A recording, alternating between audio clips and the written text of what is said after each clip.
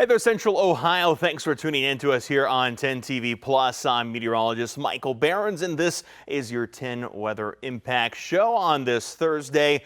Rainy conditions greeted us once again as we started off the day, much like what we had on Wednesday. And as we worked our way into the afternoon, those have become a little bit more scattered. But much like yesterday, those rain chances are never completely going to go away. So let's go ahead and get into the forecast and show you what to expect for the rest of the day today. Showers around, maybe a rumble of thunder, but pretty scattered. So don't expect a washout, but you should stay ready for the rest of the day with some rain gear. Have a jacket on standby and an umbrella nearby just in case you need it across the region, because much like yesterday, while we're not expecting any more widespread soaking rain this afternoon, we will see at least the threat for scattered rain continuing to hang around Central Ohio as we work our way through the rest of the day today. Let's go and take a look at the latest radar across the region. We have shower activity moving its way in along I-70 out north of London and back through Springfield.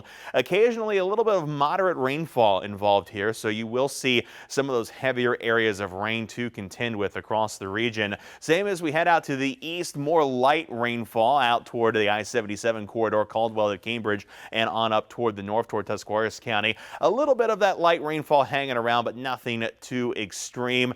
Down further towards Circleville, Chillicothe, again a little heavy downpour between you guys. Might see a rumble of thunder in there in the next few minutes. Same for Washington Courthouse and back out north of Cincinnati. We'll keep an eye on, of course, all of this rainfall as it continues to push through, because we've seen some pretty beneficial rainfall in the last 24 hours, depending on where you're at. If you're northwest of Columbus, haven't picked up too much. There's been a few isolated downpours out there, but overall it's not been excessively heavy. You travel north of Mount Vernon there, up I-71, just outside the 10 TV viewing area. There's a real heavy downpour in the last 24 hours. That's a radar estimate where you see that little blot of purple there, close to 1.5 to 2 inches of rainfall. And then our southeastern counties have really seen the heaviest rain. Another little 1.5 to 2 inch spot out there to the east of Cambridge, pretty much down to Athens, Logan, Chillicothe, Piketon, all those areas in the last 24 hours picking up at least an inch of rain.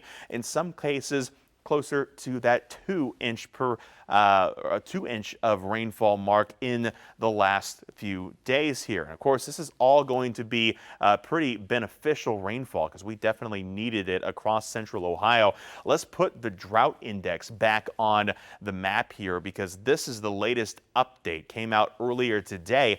We have seen some improvement. Areas down toward Chillicothe, Washington Courthouse, that little bubble that is now in the yellow, you were in moderate drought last week.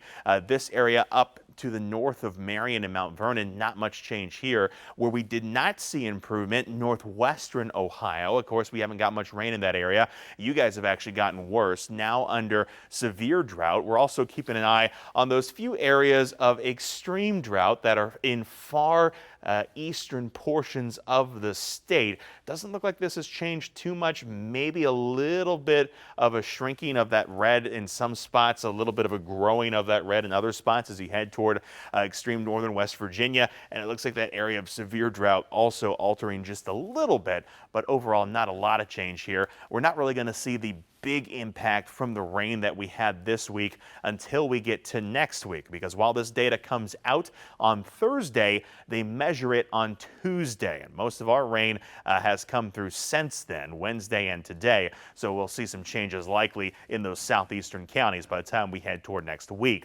We'll take a bigger look here at the satellite radar. Again, you see those showers pushing across the region. Dry air not far off. It's getting closer to us. It's in Indiana and Illinois now, and that'll be heading our way as the system continues to exit. We're seeing sunshine, at least broken sunshine, across downtown Columbus right now. That's pushing temperatures up. 74 degrees outside, getting a little bit warmer out there. We should be a little warmer this afternoon compared to yesterday. We're talking mid-70s, some upper 70s. 78 now, Circleville and Chillicothe. Piketon, Jackson as well. Mid-70s across most of the central portion of the 10 TV viewing area, and just slightly cooler to the north. The next 12 hours, we'll see those temperatures trend about steady through the afternoon. Again, could see a shower, a rumble of thunder. Then we'll drop back down toward the 60s as we head toward tonight with a drying pattern moving in. Rain chances dropping after we get past today, heading back to dry weather by the time we head into the weekend. Here's your hour-by-hour forecast. Again, scattered shower, maybe a rumble of thunder through this afternoon into this evening. Could be an isolated downpour, but as far as widespread soaking rain, we're pretty much done with that threat. The rainfall wraps up in its entirety tonight. We're back to dry weather as we head toward tomorrow. Work our way through Friday afternoon, Friday evening. Looking nice and dry out there for those high school football games. Shouldn't have any problems as we head toward the end of this week. Here's your 10 weather impact 7-day forecast. Our temperatures stay in the 70s as we head through Thursday and into Friday. Of course, Friday will be that first and 10 here on 10 TV. Warm-ups out there for our game of the week. We're talking in the upper 70s. It'll be a little warm. Kickoff in the mid 70s, and then we'll be down in the 60s by halftime. Keep in mind, last week we were at that 90-degree mark for football, so this is going to feel a lot more comfortable. The warm temperatures don't stay gone forever, though, as that dry pattern locks back in this weekend and into next week. We will see temperatures return to the low 80s as we head into the weekend, and temperatures right now will stay in the low 80s as we head into next week. Overall, looking to go back above average in terms of our forecast. Of course, this all comes in after the rainfall that we've seen move through over the past couple of days. And like I said, with that drought, we really needed to get that rain into the region. And after a good rain, well, you might see some mushrooms sprouting up in your yard, and you may not think twice about them, but for your dog, it could actually be deadly. So vets are warning to double check what's growing in your grass next time you take the dog outside. If the cap and gills underneath the mushroom are white, that indicates the possibility of a toxic mushroom. But vets say that a good rule of thumb is just assume that every wild mushroom you see is toxic. And if your dog has ingested a toxic mushroom, how quick you respond can make a difference between life and death. Unfortunately, the only thing you can do is supportive care, and there's really not an antidote for it. If you do suspect your dog's gotten into mushrooms, you can try giving it peroxide. Right off the bat, you'll probably save your dog's life by doing that. And the best way to prevent exposure is to avoid the area where the mushrooms are or to remove them by hand. If you suspect your dog has eaten a wild mushroom, look for the symptoms, including lethargy, vomiting, or diarrhea, and take them to the vet immediately.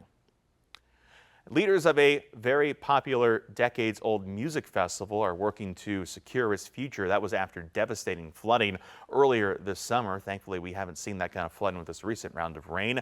The Lancaster Festival in Fairfield County is not eligible for state disaster funding, so leaders are figuring out their path forward.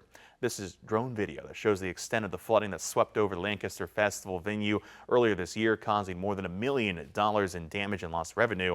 10 TV's Doug Petcash reports from Lancaster with a look at the challenges that festival now faces.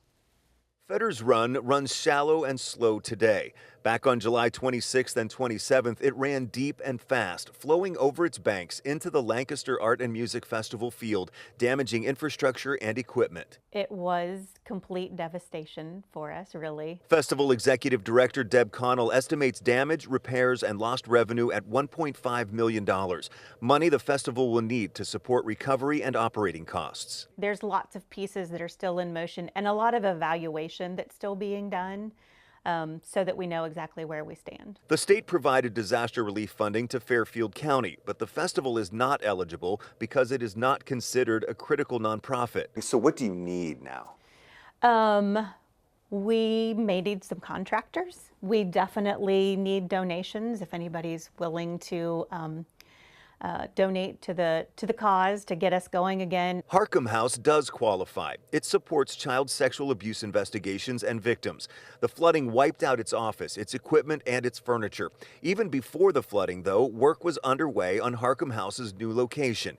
Director Cody Tatum does not yet know how much state funding they'll receive, but says it will definitely help. Whatever that number ends up being for us is going to be incredibly helpful for us to, again, recoup kind of what was lost for us and really make sure that we put our foot in the ground and pivot to to our future and the right way to support kids the best. With no state funding coming, Connell also visited this temporary Small Business Administration Disaster Loan Outreach Center to look into a low-interest federal loan.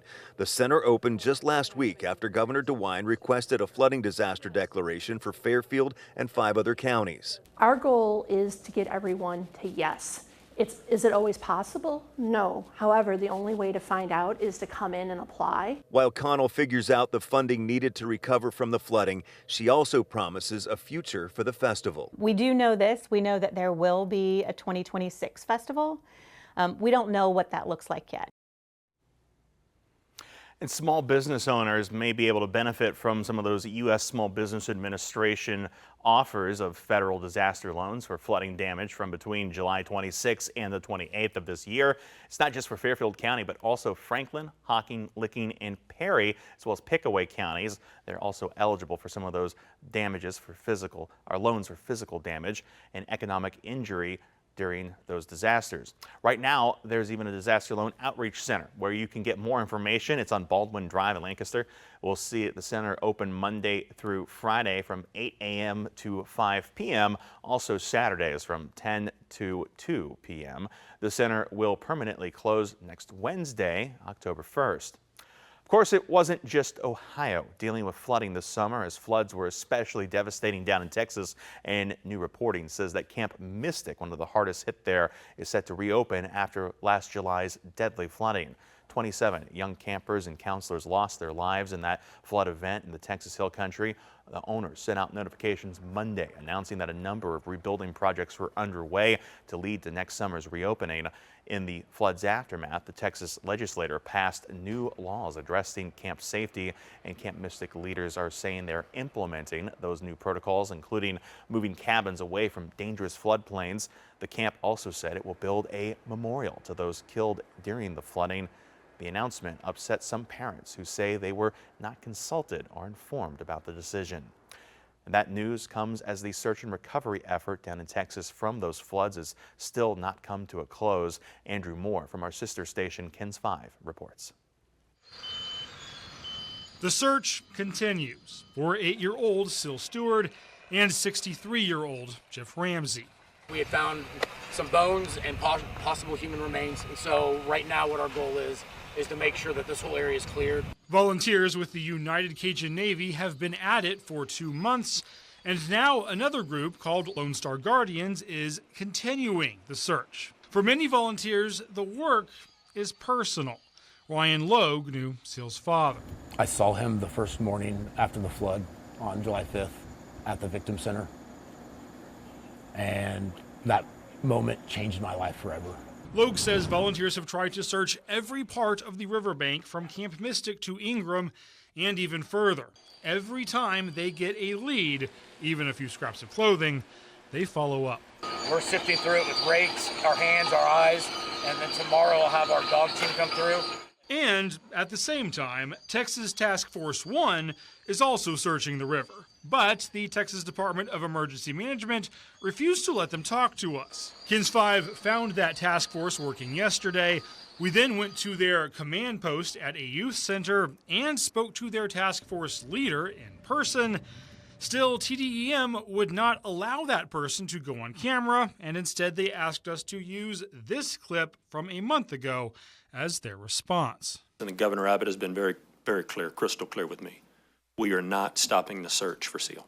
KENS 5 did find out from Kerr County Commissioner Tom Jones that the state will be using a barge and backhoe to search Ingram Lake at some point in October.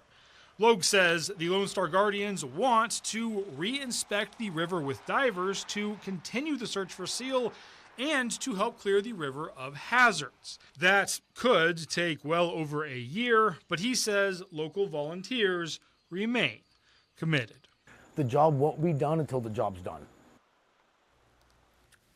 Now, in the aftermath of disasters like these, there are efforts to expand the use of drone technology to help first responders and keep them and your family safe. This is a look at some of the tactical drone training that SWAT officers were going through. The drones check out homes before officers go inside so they know what they're getting into. And we're learning more about the Drones for First Responders pilot program that was created under the latest state budget. The Ohio Department of Transportation will implement this program. The drones will be able to fly overhead, look at crashes, deliver medical supplies, and assess damage. We spoke to Drive Ohio under the Department of Transportation for more about the program. Take a case like search and rescue, where it might take hours on the ground if you're looking for a person or that scenario. You could do that in the air in minutes. It's much quicker, it's much more efficient. There's also scenarios where drones can fly places that might not be safe for humans, like hazardous material spills, lower visibility. Now, under this program, first responders will get a permanent box or dock and be able to deploy the drones, then control it remotely from their operations center.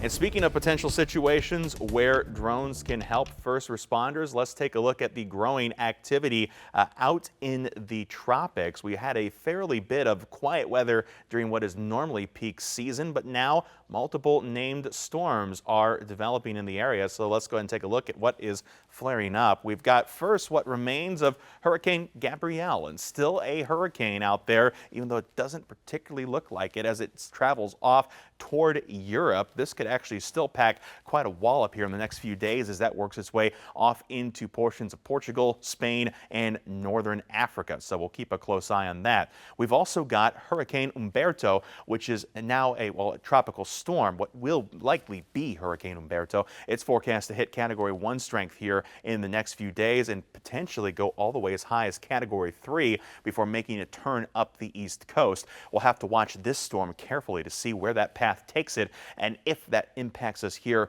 in the United States. We've also got another disturbance. You can see that down there near San Juan. That is expected to become a named storm in the next couple of days.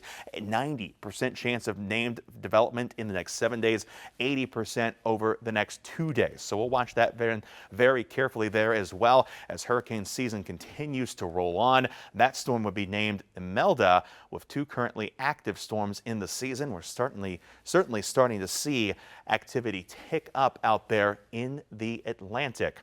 And that's not just the Atlantic seeing this uptick either. In recent days, we've also been watching Super Typhoon Ragasa rumble across the western Pacific. That storm has now lost that super typhoon status, but left a lot of damage behind. Anna Curran reports from Hong Kong. After furiously barreling across the South China Sea, Super Typhoon Ragasa slammed into Hong Kong, bringing hurricane-force winds, torrential rain and a storm surge that's left a trail of destruction. At this luxury hotel, a torrent of seawater crashed through the lobby, sending people and glass flying. While in neighbouring Taiwan, heavy rain caused a dam to burst and a bridge to collapse, killing at least 17 people. In southern China, more than 1 million residents have been evacuated from low-lying areas.